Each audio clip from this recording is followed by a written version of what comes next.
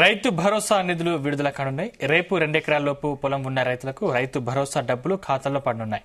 ఇప్పటి వరకు మండలాల వారీగా ఒక్కో గ్రామాన్ని ఎంపిక చేసిన ప్రభుత్వం ఈసారి రాష్ట్ర వ్యాప్తంగా 2 ఎకరాలలోపు పొలం ఉన్న రైతులకు రైతు భరోసాను అందించనుంది. లబ్ధిదారుల ఖాతాల్లో ఎకరాకు 6,000 రూపాయలు జమ కానున్నాయి.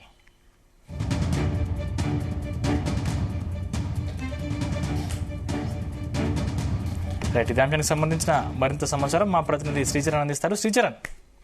సందీప్, రైతుల ఖాతాల్లో రైతు భరోసా నిధులు కూడా రేపటి నుంచి ప్రారంభించే అవకాశం ఉన్నాయి. ఇప్పటికే జిల్లాలలో ఎంపిక చేసిన గ్రామాల్లో రైతు భరోసా పథకం చెల్లింపులు కూడా ప్రారంభమయ్యాయి.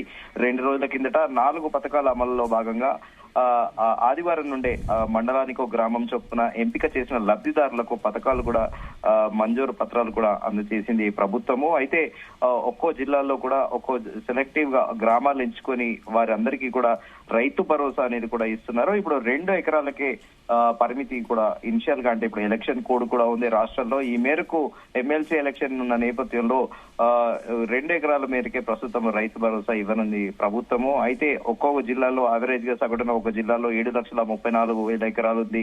కొన్ని జిల్లాల్లో 7 లక్షలు, అలాగే కొన్ని జిల్లాల్లో 34,000 ఎకరాల భూములు ఉన్నాయి. అలాగే ఈ మొత్తం గ్రామ సభల్లో దాదాపు 7,718 ఎకరాల వ్యవసాయేతర భూములను కూడా గుర్తించింది ప్రభుత్వము. అలాగే వ్యవసాయ శాఖ కూడా గతంలో వీటికి కూడా రైతు భరోసా చెల్లింపులు జరిపారు. అయితే ఈ సాగు అయ్యే భూములకు మాత్రమే నిధులు ఇవ్వాలని కూడా ప్రభుత్వం నిర్ణయించిన విషయం తెలిసిందే.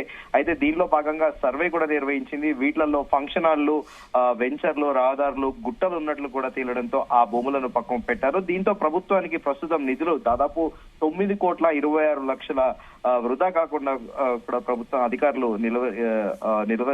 నిలువరించారు. ఎంపిక చేసిన గ్రామాల్లో లాస్ట్ సండే నుండి కూడా రైతు భరోసా చెల్లింపులు ప్రారంభించారు. ఎకరాకి 12,000 చొప్పున లబ్ధిదారుల ఖాతాల్లో కూడా జమ చేశారు. ఈ మేరకు ఇదంతా ఒక ఎత్తు అయితే మాజీ ముఖ్యమంత్రి కేసీఆర్ వ్యాఖ్యలు కూడా సంచలనాత్మకంగా మారాయి. ఎందుకంటే ఆయన దాదాపు సుదీర్ఘ కాలం తర్వాత మాజీ సీఎం కేసీఆర్ స్పందించడము, ఆయన ఒక రకంగా మౌనం వీడారని చెప్పారు. నేను కొడితే మామూలుగా ఉండదు అంటూ రాష్ట్రంలో కాంగ్రెస్ పార్టీ పాలన పైన కూడా ఆయన ఫైర్ అయ్యారు. ఎర్రవెల్లి ఫామ్ హౌస్ లో జైరాబాద్ బీఆర్ఎస్ కార్యకర్తలతో కేసీఆర్ సమావేశమయ్యారు. కేసీఆర్ మళ్లీ సీఎం కావాలని ఆకాంక్షిస్తూ బీఆర్ఎస్ కార్యకర్తలు ఈ నెల 27వ తేదీ నుండి జైరాబాద్ నుండి పాదయాత్ర చేసి ఇవాళ అక్కడికి ఎర్రవల్లికి చేరుకున్నారు. ఈ సందర్భంగా కేసీఆర్ కార్యకర్తలకు కూడా సమావేశమై సమావేశంలో కీలక వ్యాఖ్యలు చేశారు. ఇన్ని రోజులు నేను మౌనంగా ఉన్నాను, గంభీరంగా చూస్తున్నాను. నేను కొడితే మామూలుగా ఉండదు, తెలంగాణ శక్తి ఏందో కాంగ్రెస్ వాళ్ళకి చూపించి మెడలు వంచుతా అంటూ కూడా సంచలన వ్యాఖ్యలు చేశారు. కాంగ్రెస్ ఏడాది పాలనలో తెలంగాణ ప్రజలు సంతోషంగా లేరు, కాంగ్రెస్ వాళ్ళు దొరికితే ప్రజలు కొట్టేలా ఉన్నారంటూ కూడా సంచలన వ్యాఖ్యలు చేశారు. తులం బంగారానికి ఆశపడి కాంగ్రెస్ కు ఓటు వేశారు. నిన్న కాంగ్రెస్ వాళ్ళు ఓటింగ్ పెడితే మనకే ఎక్కువగా ఓటింగ్ వచ్చింది అంటూ కూడా కార్యకర్తలను ఉద్దేశించి మాజీ ముఖ్యమంత్రి కేసీఆర్ వ్యాఖ్యలు చేశారు. నేను చెప్పినా వినలేదు, అత్యాశకు పోయి కాంగ్రెస్ కు ఓటు వేశారు. మన విజయం, తెలంగాణ విజయం కావాలి అంటూ కూడా మాజీ ముఖ్యమంత్రి కేసీఆర్ పిలుపునిచ్చారు. భూముల ధరలు అమాంతం పడిపోయాయి, ప్రత్యక్ష పోరాటాలకు సిద్ధం కండి అంటూ కూడా బీఆర్ఎస్ కార్యకర్తలను ఉద్దేశించి కేసీఆర్ పిలుపునిచ్చారు. ఫిబ్రవరి నెలాఖరున భారీ బహిరంగ సభ పెడుతున్నాము, మీరందరూ తప్పకుండా రావాలి. ఓట్ల కోట్ల కోసం కాంగ్రెస్ ముస్లింలను వాడుకుంటుంది అంటూ కూడా సంచలన వ్యాఖ్యలు చేశారు. సంగమేశ్వర, బసమేశ్వర టెండర్లను ఎందుకు పిలవలేదు? కాంగ్రెస్ పైన మొత్తం రాష్ట్రంలో అంతటా కూడా అసంతృప్తి నెలకొనింది అంటూ కూడా మాజీ ముఖ్యమంత్రి కేసీఆర్ పేర్కొన్నారు. అన్ని వర్గాలను కాంగ్రెస్ ముంచేసింది, పాలన వైఫల్యాలను ఎత్తి చూపితే కేసులు పెడుతున్నారు అంటూ కూడా ఆయన ఫైర్ అయ్యారు. రైతు బంధుకి రామ్ రామ్, దళిత బంధుకి జై భీమ్ చెబుతారని ఆనాడే అన్ని మబ్బులు తొలగిపోయాయి, అన్ని బయటికి వస్తున్నాయి, మంచేదో చెడేదో ప్రజలకు తెలుస్తుంది అంటూ కూడా ఆయన చెప్పారు. మరోసారి కూడా ఆయన రిపీటెడ్ గా అన్నారు, తులం బంగారానికి ఆశపడి కాంగ్రెస్ కు ఓటు వేశారు, రాబోయే రోజుల్లో విజయం మనదే అంటూ కూడా ఆయన ప్రస్తావించారు. కైలాసం ఆడితే పాము మింగినట్లుగా ఉంది పరిస్థితి, మాట్లాడితే ఫామ్ హౌస్ అని బదనాం చేస్తున్నారు, ఫామ్ హౌస్ లో పంటలే ఉంటాయి కదా అంటూ కూడా సెటారికల్ గా ప్రభుత్వాన్ని ఉద్దేశించి ఆయన వ్యాఖ్యలు చేశారు. ఈ మేరకు కేంద్ర హోంశాఖ సహాయ మంత్రి బండి సంజయ్ కుమార్ కూడా కీలక వ్యాఖ్యలు చేశారు. రాష్ట్రంలో ఎమ్మెల్సీ ఎన్నికల కోడ్ సాగుతో లక్షలాది అన్నదాతలకు రైతు భరోసా ఆపొద్దని కూడా ఆయన పిలుపునిచ్చారు.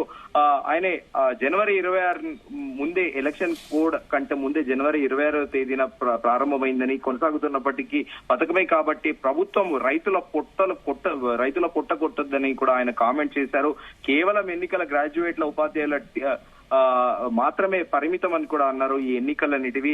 అలాగే ఇప్పటికే ఏడాది రైతు భరోసా సొమ్మును సర్కార్ ఎగ్గొట్టిందని కూడా ఆయన ఆరోపించారు. అదేవిధంగా రాష్ట్ర వ్యాప్తంగా అర్హులైన ప్రతి ఒక్కరికి రేషన్ కార్డులు ఇవ్వాలని డిమాండ్ చేశారు.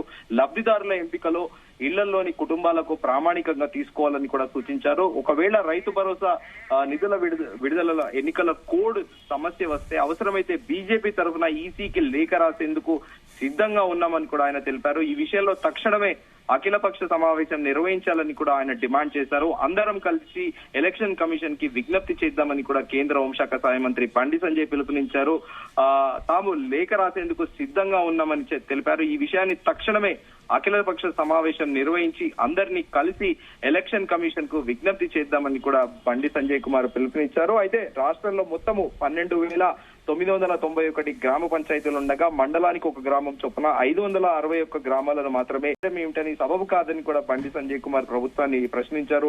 రాష్ట్రంలో రైతు భరోసా అర్హులైన 70 లక్షల మంది రైతులుంటే నేటి వరకు 65 లక్షల మంది రైతుల ఖాతాల్లో డబ్బులే జమ చేయలేకపోవడం ఆశ్చర్యకరంగా ఉందంటూ కూడా ఆయన ఎద్దేవా చేశారు. 10 లక్షల మంది వ్యవసాయ కూలీలుంటే 9,80,000 మంది వ్యవసాయ కూలీల ఖాతాల్లో డబ్బులు వేయకపోవడంతో కూడా ఆయన ప్రశ్నించారు. మొత్తానికి ప్రభుత్వం ఇటు బీఆర్ఎస్ నుంచి అలాగే బీజేపీ నుండి వస్తున్న విమర్శల నేపథ్యంలో ప్రస్తుతం రేపటి నుంచి రైతు భరోసా అనేది ఏ గ్రామాల్లో ఎంపిక చేసిన లబ్ధిదారులు ఉంటారో వారి అకౌంట్ లో రేపు ఖాతాల్లో కూడా డబ్బులు పడనున్నాయి. సో ఈ మేరకు ఇప్పుడు అన్నిటికీ ఒక ఎత్తు నిన్న ఎక్స్ వేదికగా జరిగిన ఆ పోలింగ్ పర్సంటేజ్ అంటే ఫామ్ హౌస్ పాలన బాగుంది అనడము, దానికి ఈ రోజు కేసీఆర్ వచ్చి మీడియా ముఖంగా ఆయన సంచలన వ్యాఖ్యలు చేయడము. సో ప్రభుత్వం ఖచ్చితంగా ఇప్పటి నుంచి ఈ రైతు భరోసా నిధులు అనేది జమ చేస్తుంది అంటూ కూడా ఎక్స్ వేదికగా అలాగే ఇన్స్టాగ్రామ్ సోషల్ మీడియా వేదికగా పలువురు కామెంట్ పెడుతున్నారు. Sandeep, thank you Sricharan.